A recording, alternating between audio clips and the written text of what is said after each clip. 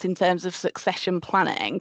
I'm going to talk about title, some urgent title points. And I suppose what I'm going to say is that there's a lot of different issues depending on whether you're a freehold or a leasehold owner of property.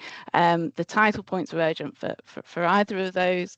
And then I'm going to move on to look at some specific issues around leasehold, around last partner standing, and then around freehold ownership as well. So if we're okay to move on to the next slide, please.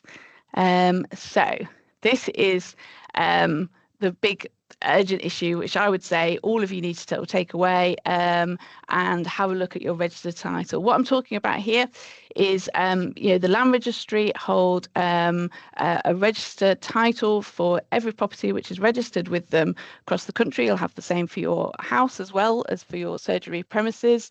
And I cannot stress enough the importance of having this up to date. This applies whether you have a lease or whether you own the freehold of the property.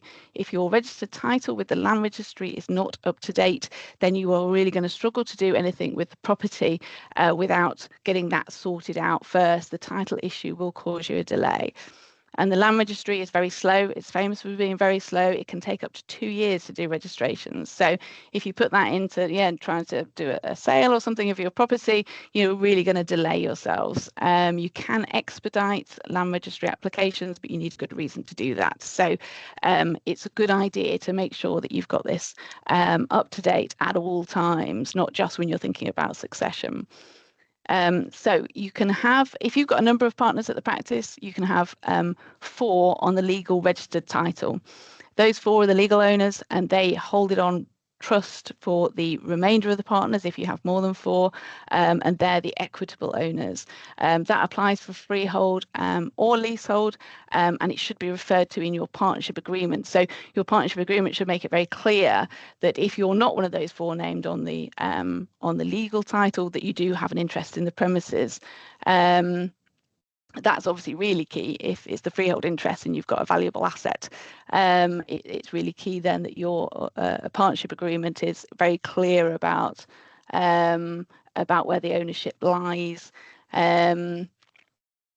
If you want to change those 4 on the registered title, it's worth having a think about who the replacements should be and about who's going to be around for longest. So quite often people make that choice to put the 4 names on the registered title as being the younger partners, because then you're less likely to have to keep changing them on a regular basis.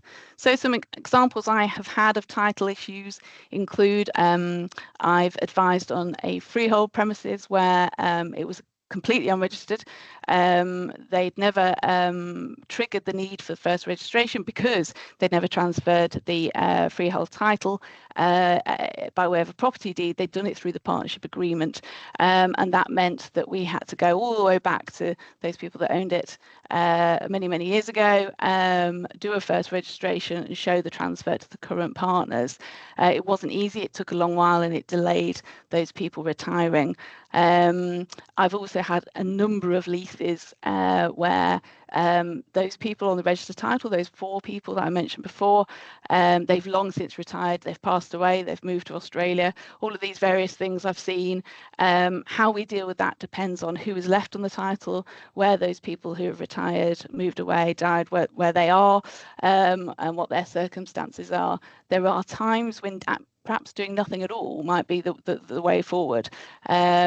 But it does depend on a number of factors, and I would highly recommend that you take advice before making that decision. And then the last one that I'd mention is that I see a lot of old mortgages still being on the title. So it's worth just checking not only the names that you've got in the title, but also whether there are any mortgages referred there, because quite often people come to us and they're trying to sell to new partners, to a new practice, whatever it is. There are still mortgages on there which we have to remove, and yes, they might have been paid off absolutely years ago, but they still need to come off the title, because you can't do anything with the title while the mortgage is on there. And if it's been paid off years and years ago, it can be quite difficult actually to track down the details of that, and you have to go through the bank, and it can take a long while.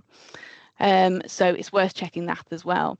So that's my number one takeaway from, to be honest, I'm going to say a few other points now to talk about leasehold and freehold, etc. But my major point would be, if you haven't looked at your title, your registered title to your leasehold or your freehold property recently, go away, have a look at it, see who's on there, check your partnership agreement and make sure that it all aligns and that all the people that are mentioned on the registered title in particular are still actually with the practice and known to the practice.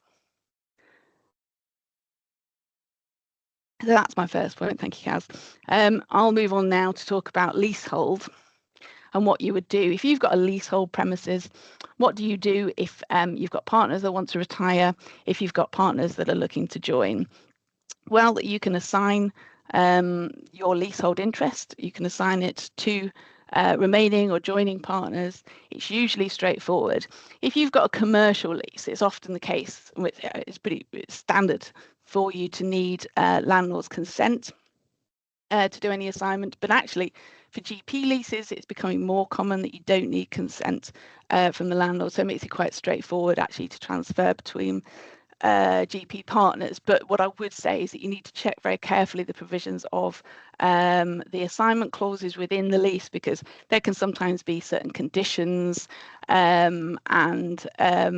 that you need to comply with to be able to do it without consent, and you need to consider whether you need to assign to a partnership, or whether perhaps you're looking to transfer your practice to an organisation which holds the contract, and is there still the flexibility within the assignment provisions to be able to do that. So it's a good idea to have a good knowledge of how the assignment provisions in your lease work, because that will affect sort of your planning for the future in terms of what you can do with that lease.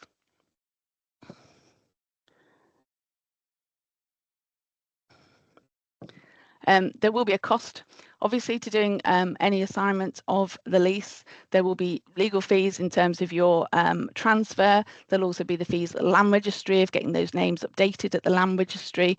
And if consent is required from the landlord, then you'll end up paying their fees as well. So some practices choose to wait until maybe there's a couple of retirements, a couple of people joining, that kind of thing, just to keep, because then the costs will be the same, even though there's a number of people involved. But obviously, going back to my previous point about title, you want to make sure that you don't leave it too long. So you need to be in contact with all those people who've retired if they still are on the title, and make sure that you do it relatively speedily after their retirement. And I suppose it's really in terms of a leasehold interest, it's really in the outgoing partner's interest to drive this, because it's a liability, the lease. If your name is still on the lease and your name is still on the registered title, you are still responsible for it. The ongoing partners will likely be responsible for the lease, whether or not they've taken actual assignment of it by virtue of the partnership agreement.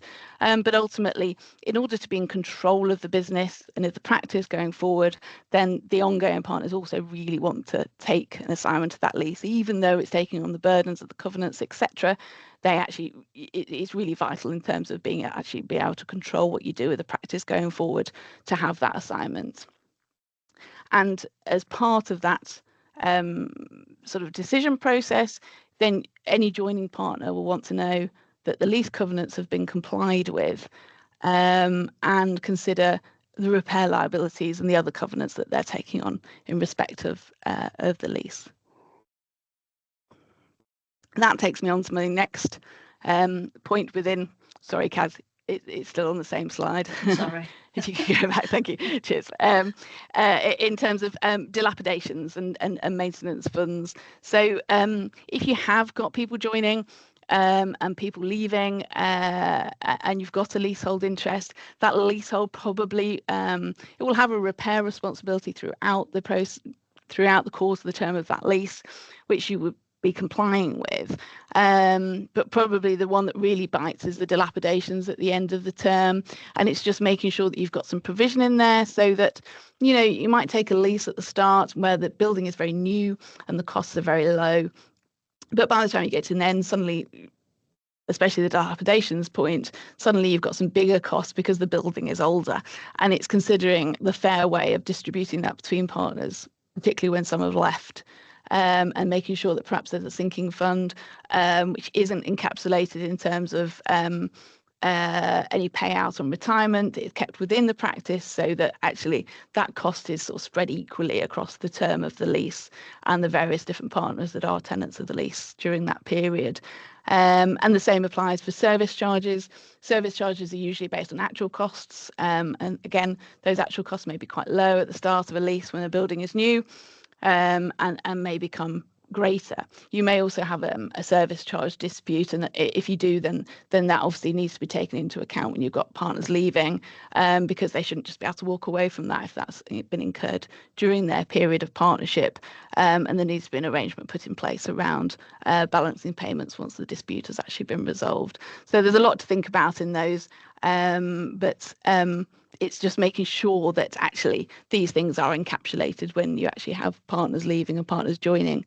Partners leaving, making sure that they are still on the hook where they need to be, and partners joining, making sure that they're aware of what their liabilities are going to be. So that is, well, that's those points on leasehold. And my next point on leasehold, if you want to go on to the next slide, Kaz, is around last partner standing.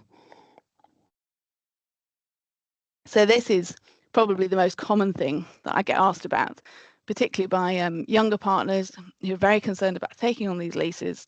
Quite often, leases are very long, and it feels like quite an onerous thing to take on.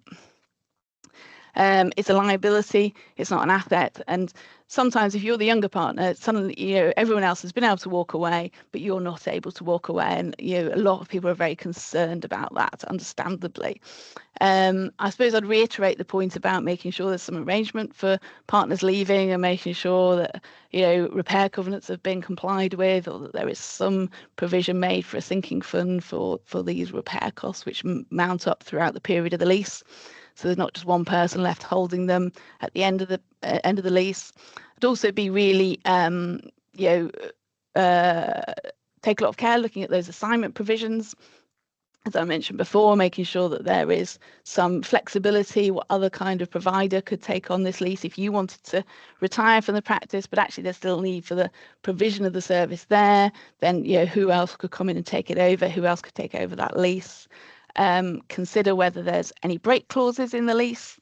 Unlikely if you've got a private landlord, but if you've got an NHSPS lease, for example, it's much more likely that you've got a break. And also to consider the permitted use. What other things could this building be used for if it wasn't being used as a practice surgery? And I think my final point actually around leases, which is something that I've seen quite often, is that practices become very nervous and don't really want to talk to their landlord about it, don't want to talk to the ICB about it. And actually, when you think about it from the landlord's perspective, their interest is in the value of the premises is very much in the GP contracts. That's got a good return in respect of the rent, and the rent reimbursement is really is a valuable asset.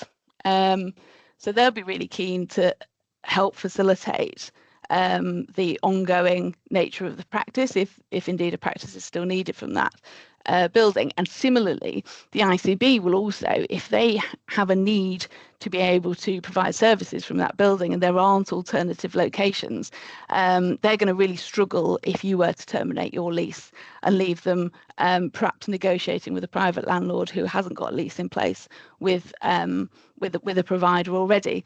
So actually, I have seen it. I saw outgoing GP partner who was trying to retire due to ill health, didn't want to talk to the ICB about it. But actually, as soon as we did speak to the ICB, it was able to facilitate a transfer to an alternative provider.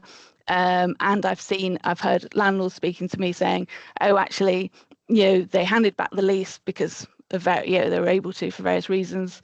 But actually, we didn't want them to do that. We wanted to still have the GP practice in there, and we would have helped facilitate that in terms of a longer lease in return for some repairs that we would fund and things like that. So there are generally ways around it, and I would suggest that if anybody's in that last partner standing position, that they take some advice first, perhaps before they go and speak to landlord or ICB. But then that is certainly an option for people going forward. That I would strongly recommend.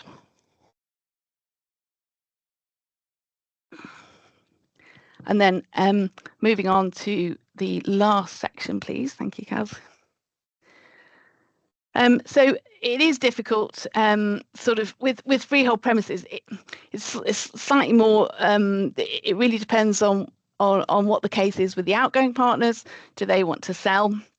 Do the remaining partners, can they buy out, and do they want to be able to buy out? And we're seeing lots of different arrangements in place, either to facilitate a sort of a longer repayment terms if people are looking to buy in.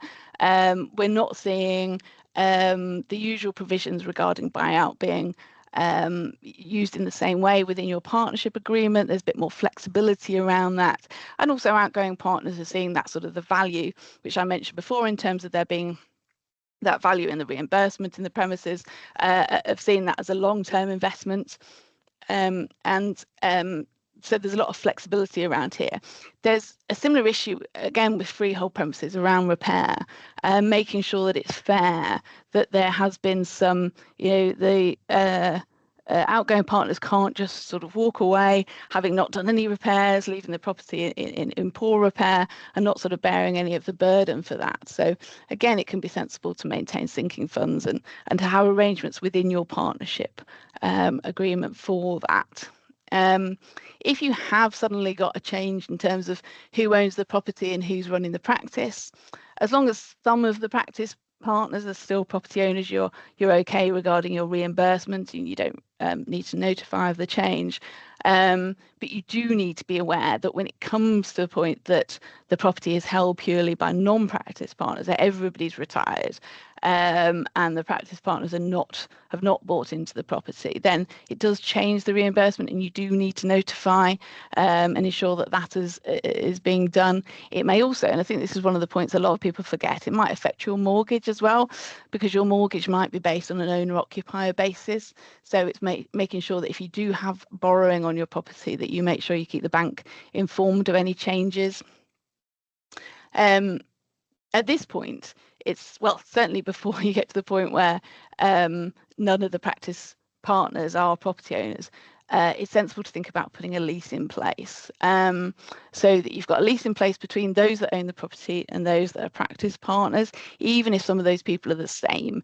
And it's easier to do that where there is a bigger overlap, because obviously it's easier to reach agreement between all the parties in that case.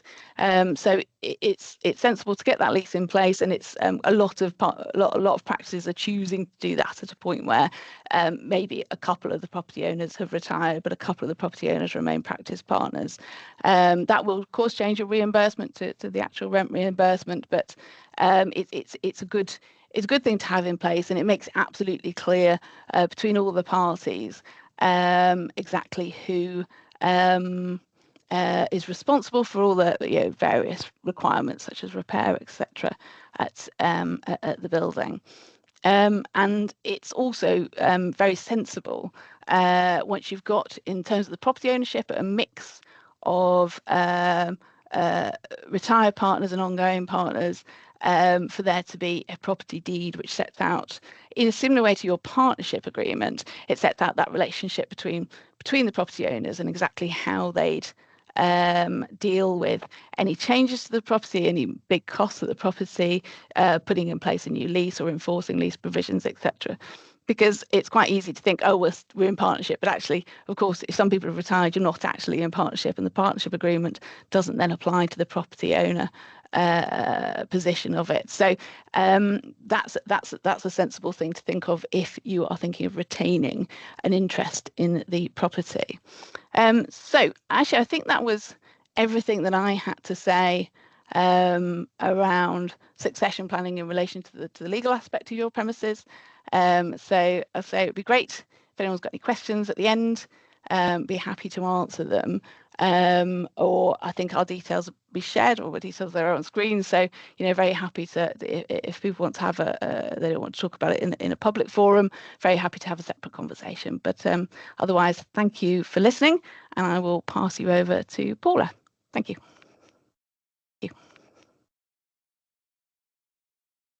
Oh, lovely. Thank you, Jennifer. And so I'm Paula Mace. I've been part of the healthcare department at Aitchison Raffety for 22 years now. So we've been doing, like Jennifer, been doing this a long while. And yeah, so I'm going to talk to you a bit through the succession and retirement planning more from a surveying point of view and valuation perspective, and hopefully you'll find it useful. And then we can try and help you, try and answer any questions that you may have at the end.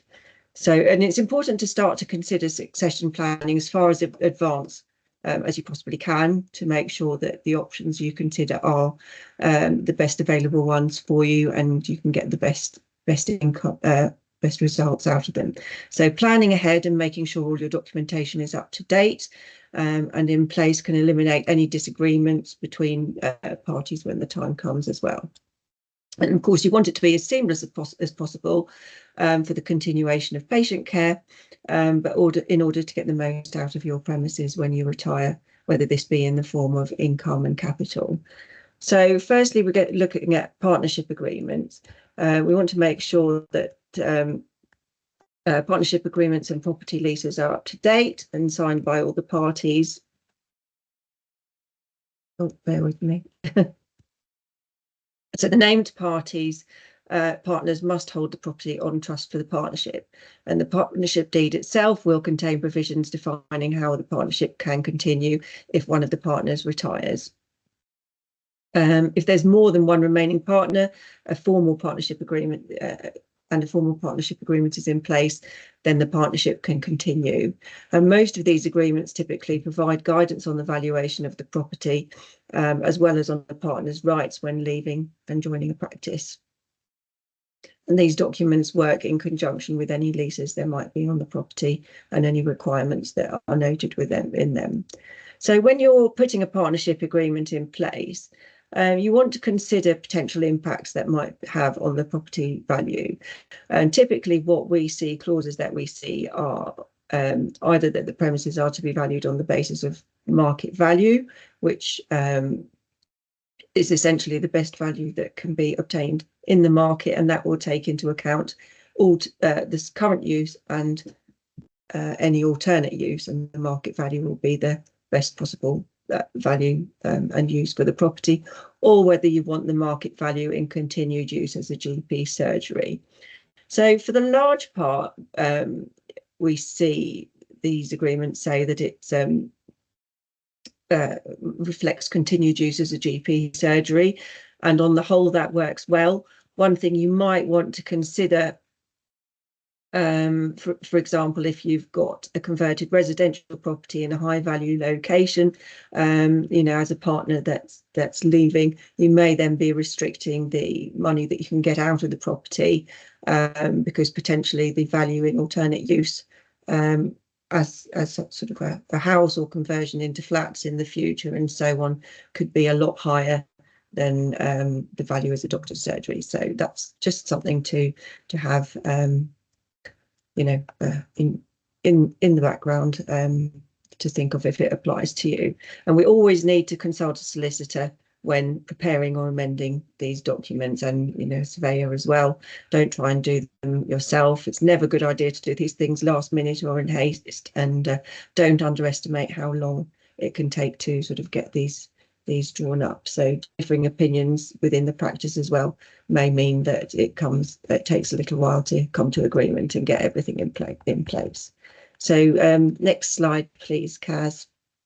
So the other thing you've obviously got to consider is who is your successor going to be? Wherever possible, you want to consider this as well in advance and have those conversations within the practice, what the preferences of the individuals are, and just so that you're avoiding any unexpected pitfalls and not making any assumptions that actually aren't realistic. Because as Jennifer mentioned, many younger GPs are not keen or able these days to buy into premises, and it can be difficult to replace parties within the practice. Where the property is subject to a lease, just ensure you've checked the assignment provisions within the lease to make sure there aren't any requirements as to the number of GPs that have to stay on the lease. Typically, these are it does require either 2 or 3 to be on the lease at any one time. And certainly when you're putting a lease in place and coming to sell the property, any potential investor will look and, you know, prefer a lease that allows at least 2 GPs and ideally 3 to be on the premises at any one time, or on the lease at any one time. Two is usually fine, to be fair. So do you need to find a replacement first before you can be removed from the lease?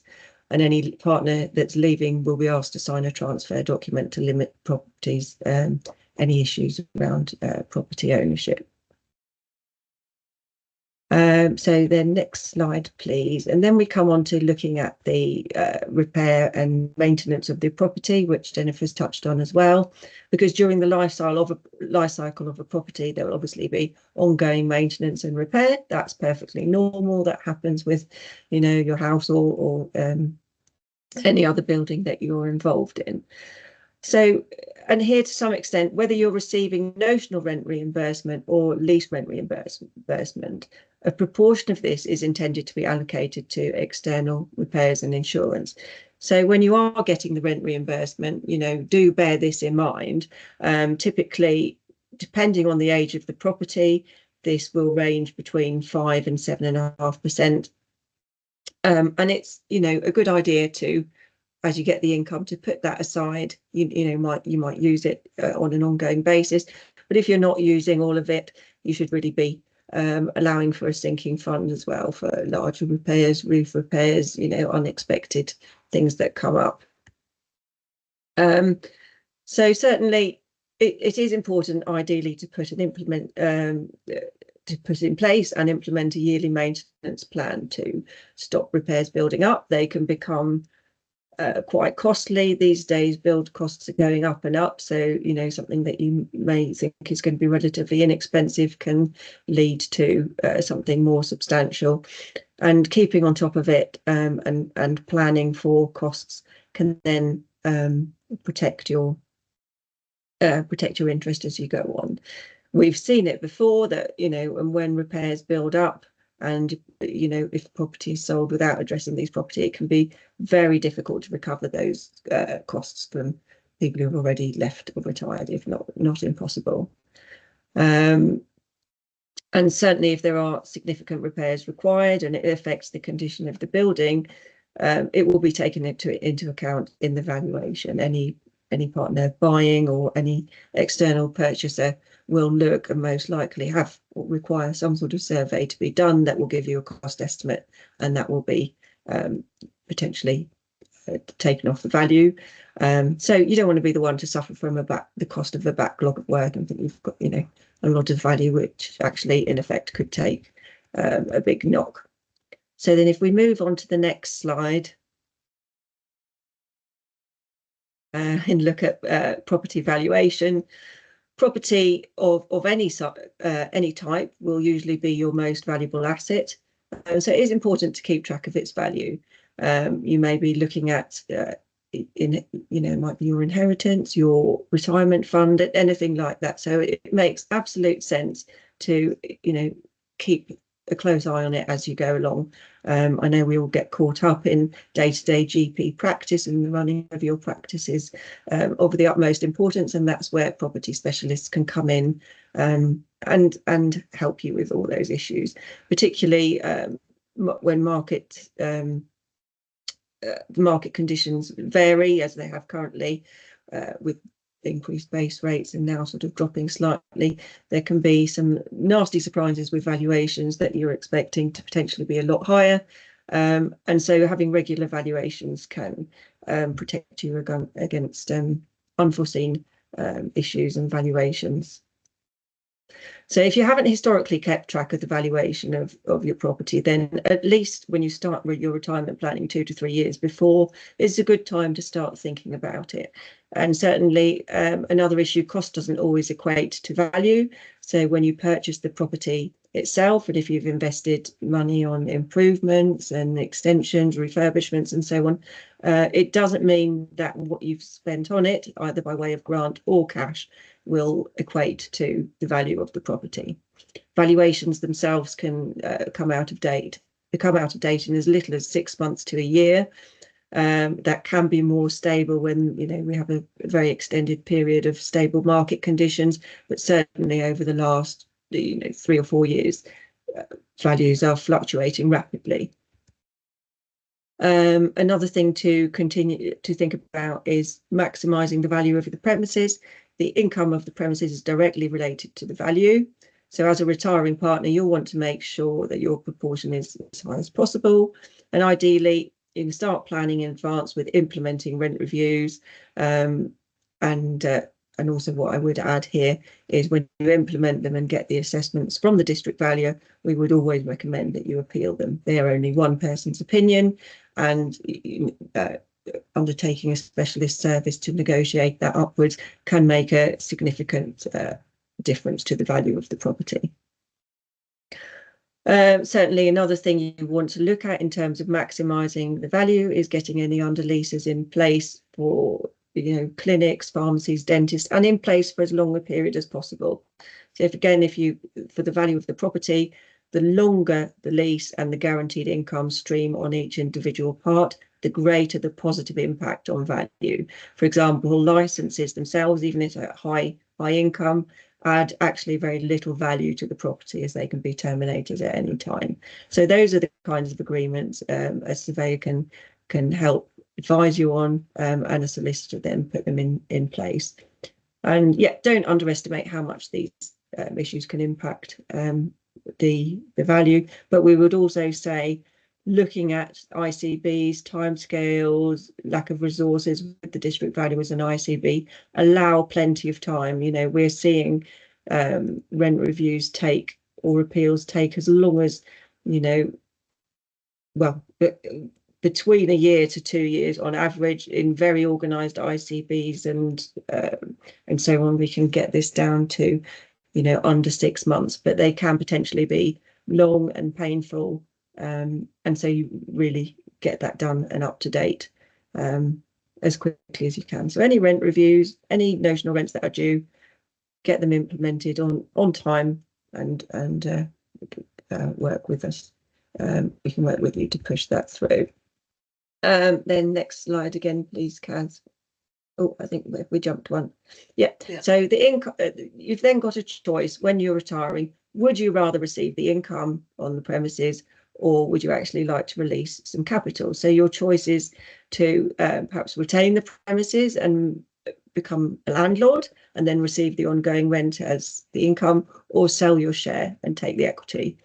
So if you retain the premises as a landlord, whilst you secure an ongoing income stream, you will then also maintain landlord responsibilities. So if you're putting a lease in place, make sure you take your time, become properly advised, because if you're signing up to that for 15 years, you are bound by that agreement and the covenants within it. So, you know, drawing up some sort of brief sort of lease or agreement just won't cut it, and we would, both Jennifer and I would heavily advise against it. Alternatively, if there are, you know, for example, if there's no partners prepared to buy into your premises, you can undertake a sale and leaseback option where a lease is where we agree the heads of terms and it's then approved by the ICB. That's also an important factor. Don't go ahead with any of these documents without getting ICB approval to make sure they will support the practice in that location for the period of time intended, and get that approval in advance. And then when it can be sold to an investor to release your share of the capital, which can be a good alternative if you no longer want the responsibilities of ownership. Then next slide, please. So when we're looking at putting a lease in place, it's really important that retiring partners don't move on before they fully have the lease signed and implemented. I mean, you wouldn't do it. We use sometimes an office premises as example. You know, you wouldn't sort of own a premises and just let somebody go in rent free and do their own thing without putting some sort of document in place. And essentially, this is the same. It sometimes just gets a bit lost because often partners carry on practicing and then move on. So we don't always realise how important that is. So the idea of the NHS rent reimbursement and the rules surrounding it are that the payments go to the practice. Rent reimbursement is specific to the practice, not the property owning partners. So if there is no lease in place and you move on, you can then risk losing out on the income. But as well as that, reviews can take place, and the practice may be aware of it. I think it often says, oh, well, we have a really good relationship with the practice, everything will be fine.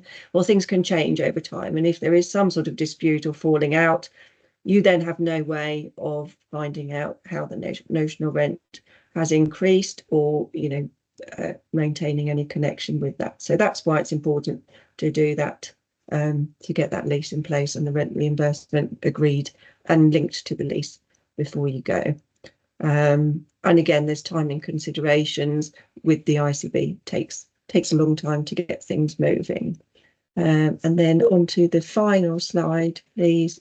It's just a quick recap, really. So your next steps are to review your current agreements, examine any documents or leases that you have in place, and any potential arrangements, any gaps there might be. If you're not sure, you can approach any of us to discuss it, and we can advise you accordingly what needs doing. Get things updated, consult specialists, and then start to plan ahead and think of what might your timings be. What is that going to look like? What do you need to do? And it can seem a mountain to start off with, but if you chip away at these things over a period of time, then you can have a well-planned exit from the partnership and make the best out of your property asset.